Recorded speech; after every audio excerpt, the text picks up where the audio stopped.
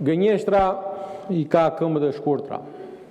Personi që krijon gjithmonë një zhurmë të pakuptimt, që mendon që duke bërtitur dhe duke shkuar përtej çdo lloj norme parlamentare, erdhi këtu dhe tha që tregu i karburanteve në Shqipëri kontrollohet nga një subjekt.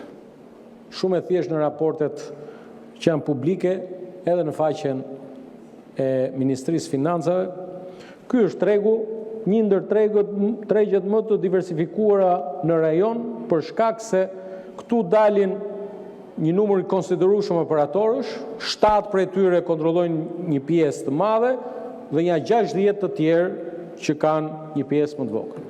The këtu që është një operator. Gënjeve, çohu këtu, merre këtë, lexoje dhe thuaj. Unë e di si e bën ti, se ti je një gjobaxhi i vogël. Ti je një gjobaxhi.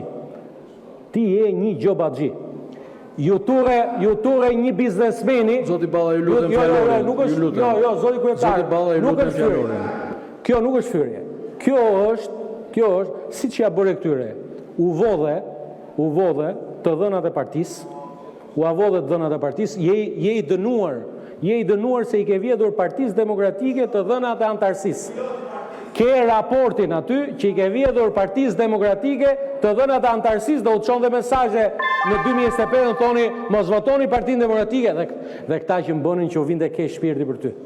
Ndërkohë sa për ambasadorin Erik Wendt, generalin Erik Wendt, fakti që në 6 vende të Ballkanit Perëndimor, emrimi i parë nga Shtëpia e Bardhë vjen në Tiranë, dëshmon mbi të gjitha partneritetin e fortë mes Shtetit Bashkuar të Amerikës dhe Shqipërisë, vëmendjen e madhe të Shtetit Ta përfundoj.